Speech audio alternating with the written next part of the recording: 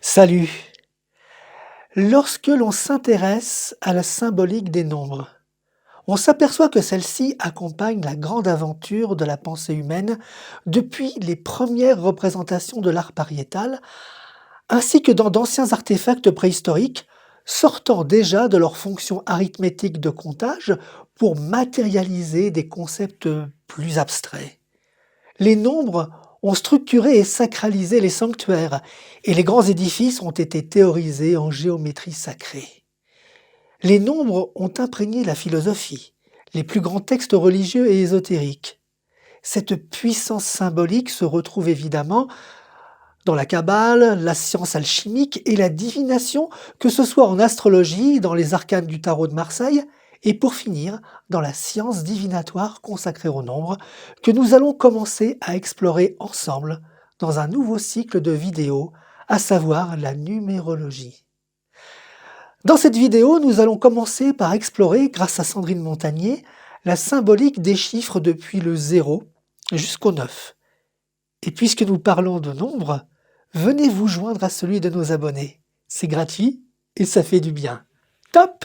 Sandrine Montagnier, bonjour. Bonjour. Nous allons inaugurer avec vous un cycle sur la numérologie. Et je sais que c'est un domaine dans lequel vous excellez et qui est l'une de vos passions d'ailleurs. C'est une passion, effectivement. Donc vous donnez des consultations, vous montez des thèmes et vous organisez également des ateliers sur la numérologie. C'est ça.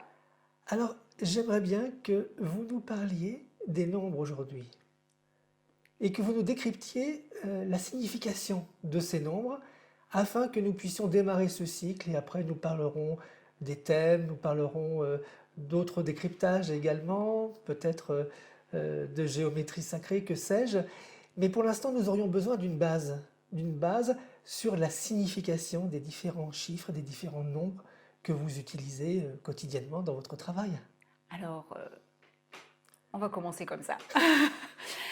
En fait, les nombres, on a l'habitude, enfin les chiffres, parce qu'on va se contenter, pour aujourd'hui en tous les cas, des chiffres jusqu'à 9, notre base. Et ces chiffres, on a l'habitude de les côtoyer sur notre compte en banque, voilà. Sauf qu'en numérologie, on va essayer d'aller un petit peu plus loin sur ces chiffres et on va essayer de connaître leur personnalité. Leur personnalité. La personnalité. Et oui, parce qu'en fait, vous avez vu que les chiffres, ils n'ont pas tous la même forme, forcément.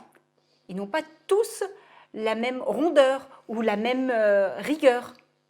Eh bien, déjà, quand on va les regarder, on va les comprendre. D'accord. C'est comme quand vous regardez quelqu'un dans la rue, vous dites « Ah, celui-là, il doit être un peu sec. Hein. » Donc c'est une physionomie des nombres que vous nous proposez. Eh bien, c'est ça. En quelque sorte, c'est un moyen mnémotechnique pour se souvenir de leur signification. C'est ça? Complètement. Bon. On va essayer de commencer comme ça. On va voir si ça marche. Donc on est impatient de décrypter ça tout de suite alors. Alors, si on commence par le 0. Alors, déjà, ça commence mal parce que alors, le 0, il a une mauvaise cote. Parce qu'on est traumatisé par le 0 scolaire. Vous savez que la maîtresse nous met... Voilà. Donc, forcément, dès qu'on évoque 0, on se dit « ouais, on est nul ». Et en fait, en numérologie, mais pas du tout. C'est cette notion de tout ou rien, pour un peu. Donc, regardez, le 0, il est tout rond. Il n'y a pas d'ouverture. Donc, c'est la totalité. C'est la complétude, en quelque part. C'est quelque chose d'infini aussi. C'est un œuf aussi. C'est l'œuf. L'œuf. C'est l'œuf cosmique. L'œuf cosmique. C'est, allez, si on va un petit peu plus loin, c'est l'ouroboros. Vous voyez, ce serpent qui se mord la queue. Eh bien, c'est ça. En numérologie, il faut le regarder comme ça, ce 0. Et il va nous apporter bien plus que du néant. Ça va peut-être être d'ailleurs, vous savez, cette petite étincelle qui va pouvoir permettre de découvrir les autres. Il contient tous les autres? Ah, il contient Alors tous les autres. Ça, c'est fantastique. Eh oui. Il n'y a pas de début, il n'y a pas de fin, il est infini. Eh oui. Ce n'est pas le 8 infini, c'est le 0, c'est l'œuf, c'est... Il contient tous les autres. D'accord. Quand je vous ai dit c'est le tout ou rien, c'est ça. c'est le rien quand on n'en prend pas conscience, mais le tout quand on en prend conscience. Donc, parfois dans un thème, alors je déborde un tout petit peu, mais parfois dans un thème, quand il y a 0 à un endroit, les personnes qu'on a en consultation me disent « Oh là là, c'est dramatique » parce que justement la terreur du 0, du mal noté. Eh bien non, on a tous les potentiels avec ce 0. Ce qui est fantastique avec ce chiffre, c'est qu'il n'est pas, j'allais dire naturel. 1, 2, 3, je peux les Oui, toucher, mais 0, c'est une révolution d'avoir introduit un chiffre qui ne signifie rien et qui signifie tout également. voilà, c'est ça.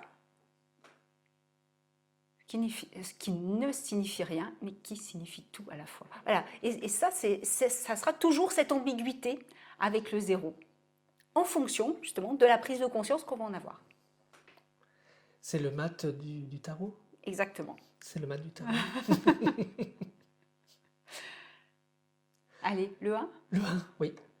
Je vous laisse enchaîner, hein. Je vais pas lancer, je vous laisse enchaîner. Le 1, bah, regardez-le. 3. Ah, hey, il est fier, hein? Bah oui, il est fier. D'ailleurs, quand on le regarde, il ne sait même pas que les autres existent, il ne s'est même pas retourné, il ne les voit même pas. Même pas mis de rétroviseur pour voir qu'éventuellement il est suivi. Donc il est tout seul. C'est lui qui va être le précurseur.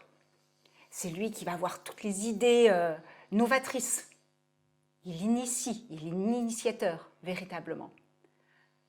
C'est le chef. En fait, il va devenir le chef quand il va s'apercevoir qu'éventuellement, il y a peut-être des choses derrière, qu'il n'est peut-être pas tout seul. Donc, quand il va regarder dans le rétroviseur, il va dire « Ah tiens, c'est bizarre, il y a des gens derrière. Oui, mais en fait, je suis le premier, donc c'est moi le chef, suivez-moi. » Eh oui. Et le 1, il est un petit peu rigide aussi. C'est sa physionomie, hein, il est un peu sec hein, quand même. Il en impose. On ne lui a pas mis de couronne, mais on pourrait. Alors que le 2, qui est juste derrière, bah lui, il baisse un peu la tête. Il a bien conscience du 1. Donc, il a bien conscience des autres.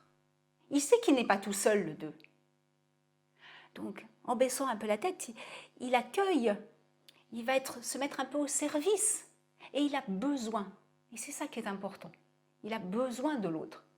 Il en est conscient, soit, mais il en a besoin. Oui, c'est la notion. Ça, bah oui. Eh oui, Eh oui. c'est la notion du duo, du couple. Donc, en même temps, regardez, il baisse un peu la tête sur ce 2 là, donc par soumission, oui peut-être, mais aussi par timidité. Le 1, on impose tellement que lui, il dit bah oui, c'est un peu cette personnalité du 2 qui va être bienveillant aussi dans l'accueil des autres, dans l'écoute. Il va écouter ce que dit le grand 1. Et puis,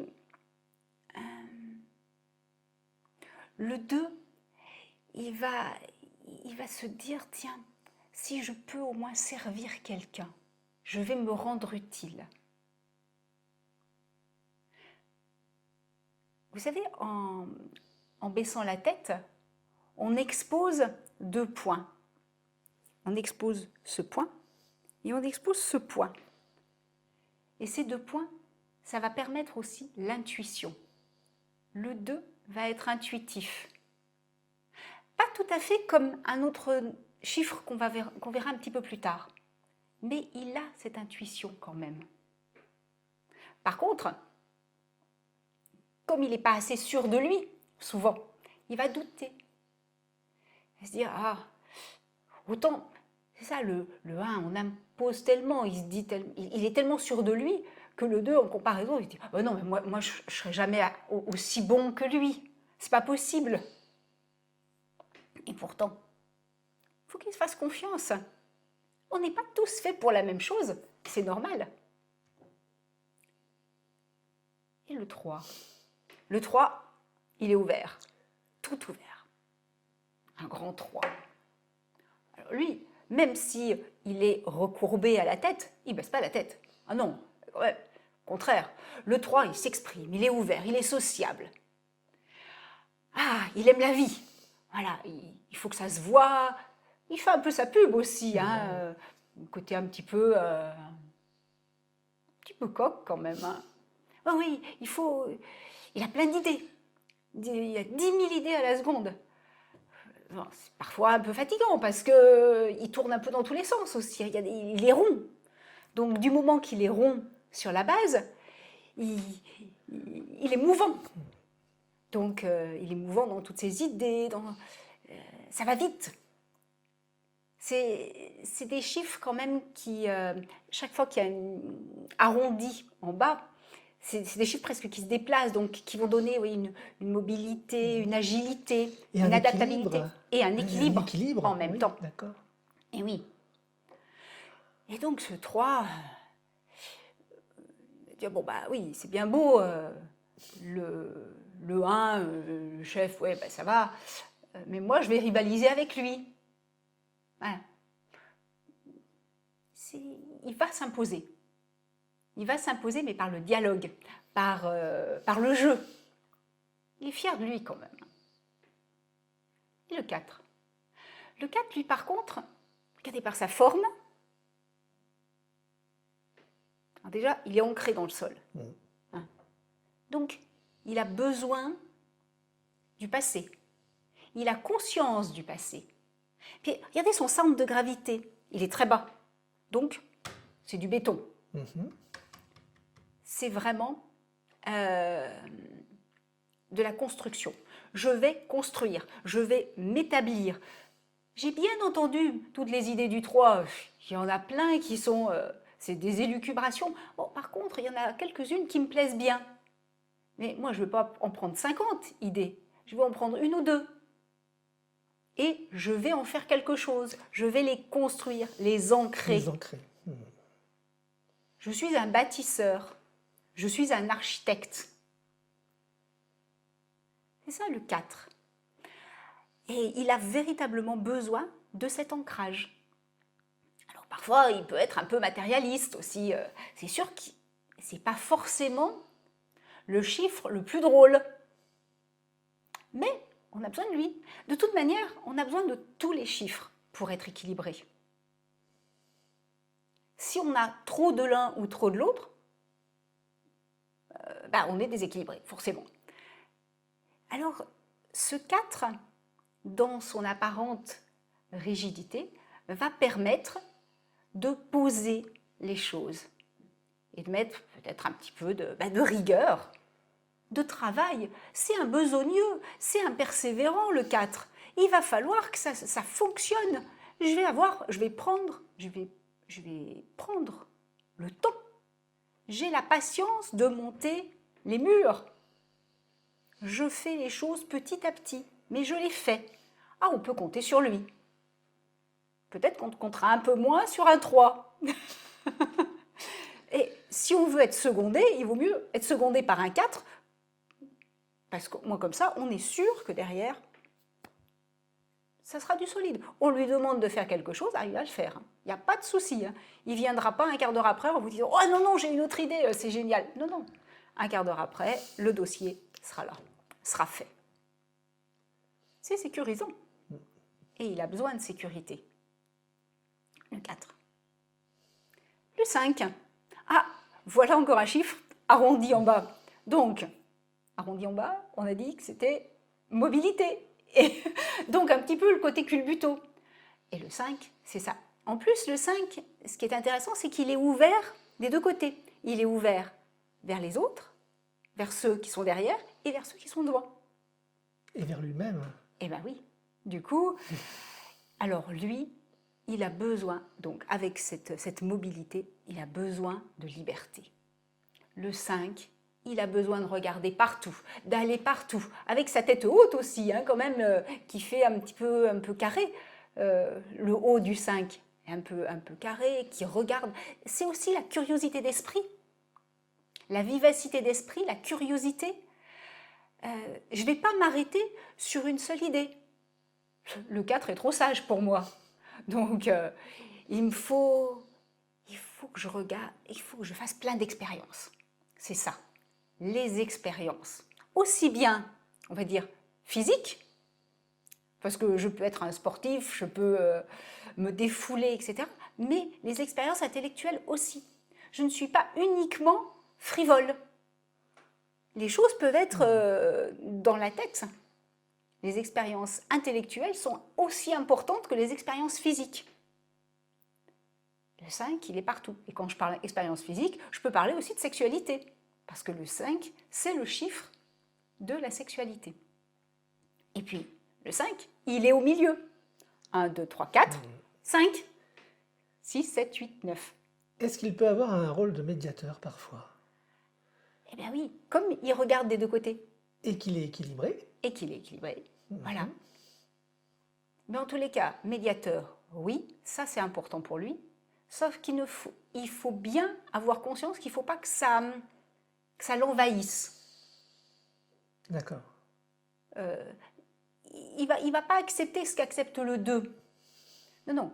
Lui, pas de problème. Je fais le lien avec les autres, etc. Il n'y a aucun problème. Je vais arranger les choses. Mais par contre, laissez-moi ma liberté. C'est le maître mot du 5. De sa forme supérieure. Et de sa forme. Eh oui. Le 6. Si j'ai bien retenu, Oui. la base.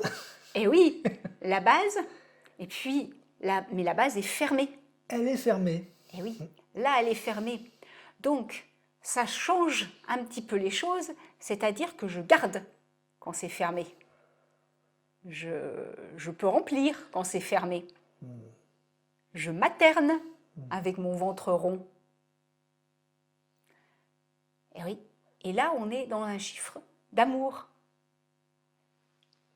Je ferme, peut-être pas les bras, mais voilà, je retiens aussi. Donc, j'ai besoin qu'on prenne soin avec le 6. C'est un chiffre tout en douceur dans sa forme, toute ronde, fermée. Alors, comme tous les chiffres qui peuvent être fermés, ça peut être un peu trop... Ça peut un peu trop retenir parfois d'ailleurs.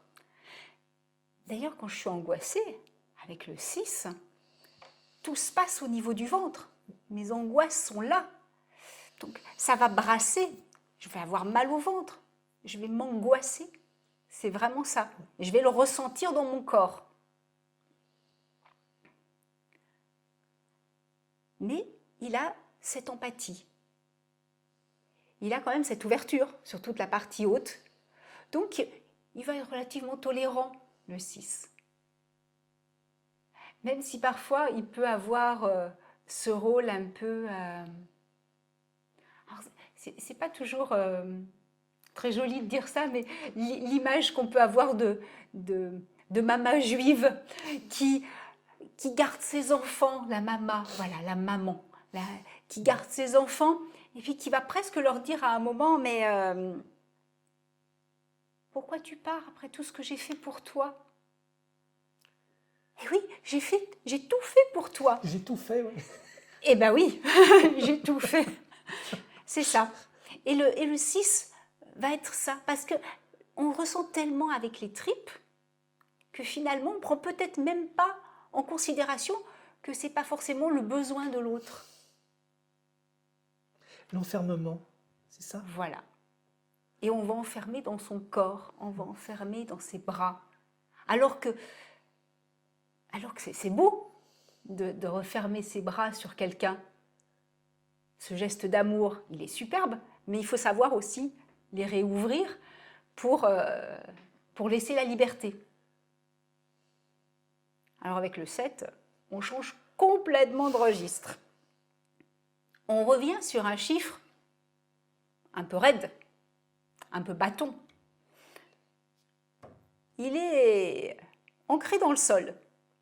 Mais contrairement au 4, son centre de gravité est beaucoup plus haut. D'abord parce qu'il a une grosse tête. Eh oui, le 7, ça va tout passer par la tête. C'est l'intellect, c'est l'intellectuel. Et alors même, la fragilité du 7, elle va être que sa base soit même un peu Il est oblique branlante, on va par dire. rapport au 1, il Et est oui, oblique. il est oblique. Donc en fait, ça peut le déstabiliser. Donc le 7 étant tellement dans sa tête qu'il peut se laisser emporter par le mental, et s'il n'est pas suffisamment ancré, ou si on va dire, la barre intermédiaire du 7 n'est pas assez basse, donc son centre de gravité ne l'ancre pas suffisamment, c'est un chiffre qui peut complètement partir. La tête, c'est la fête. Sauf que comme pour un arbre, il faut être ancré, il faut avoir des racines solides pour pouvoir s'élever. Et si on s'élève sans avoir suffisamment de base, eh bien, ce qui va être en haut, ça va plus être si fiable que ça. D'accord. Il est fier, le 7, par sa stature. Et parfois, il peut être sûr de détenir la vérité. Vous savez ce que c'est, la vérité, avec un grand V. Celle que tout le monde a, Celle-là. qui n'est jamais la même d'ailleurs. Eh bien, voilà. Parce qu'en fait, tous les chiffres possèdent leur vérité. Mais le 7 a l'impression de posséder la vérité. Et ça, c'est terrible. Parce que ça en fait pas forcément un chiffre très tolérant. Donc, ça peut être une vraie faille. Alors qu'il est génial, le 7. Il peut instruire. Il peut transmettre, le 7. Mais il faut, voilà, que son ancrage soit suffisant. Parce que s'il n'est pas suffisant, son ancrage, il va se dire, finalement, moi, les autres, qui même me suivent, si vous avez la capacité d'écouter les grandes révélations que j'ai à faire, vous pouvez écouter. Si vous ne comprenez pas, je me suffis à moi-même. Il a un côté introverti. Et c'est sans doute une protection aussi. C'est-à-dire que, comme il n'a pas envie d'être déstabilisé par d'autres vérités, il va peut-être un peu s'enfermer dans une espèce de tour d'ivoire. D'accord. Donc, il referme son univers. Soit il est compris et admiré par les autres, et là, tout va bien. Si par contre, il n'est pas assez entendu, là, ouf, il ferme. C'est mon domaine, je suis maître dans mon domaine et personne ne viendra me dire que je n'ai pas la vérité. De toute manière, comme ça, je ne serai pas contrariée. Sa tolérance est un peu limite. Mais on ne peut pas avoir que des qualités. Hein. Non. On s'ennuierait. On s'ennuierait, oui. On n'aurait pas de travail sur nous. Hein. Voilà. C'est ça, en fait. Le 8 ? Le 8, oui. Alors, le 8. Ce qui est fabuleux avec le 8, là, toujours avec notre base, hein, donc l'adaptabilité, le déplacement, l'adaptabilité. Et alors, ce qui est fabuleux avec le 8, c'est qu'on le mette à l'endroit ou à l'envers, et ben on n'y voit que du feu. Ah oui. Pour un peu que la tête et la base soient de même grosseur, il fait les pieds au mur et il se contorsionne et on ne voit rien. Il est excellent. Ça, c'est une stratégie. Il est stratégique parce qu'il va falloir, de toute manière, qu'il fasse passer ses idées, le 8. Et il en a des idées. Plein. À l'infini, j'ai envie de dire. À l'infini. Parce que voilà, si on le couche, effectivement, c'est le signe de l'infini. Alors, si le 1, tout à l'heure je disais, il s'impose parce que c'est le premier, c'est le chef, le 8, lui, il va s'imposer par quelque chose de beaucoup plus fin, beaucoup plus charismatique. Parce que finalement, on est fasciné par ce chiffre qui se met dans tous les sens et qui ressemble toujours à quelque chose. Si vous mettez le 4 sur la tête, il ressemble à pas grand-chose qu'un 4 sur la tête. Tandis que le 8 sur la tête, il ressemble quand même avec un 8. Couché, il ressemble à l'infini. Il ressemble au plateau de la balance, par exemple.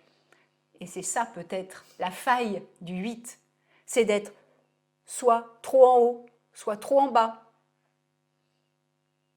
Et puis, Tourner en rond peut-être à la fin.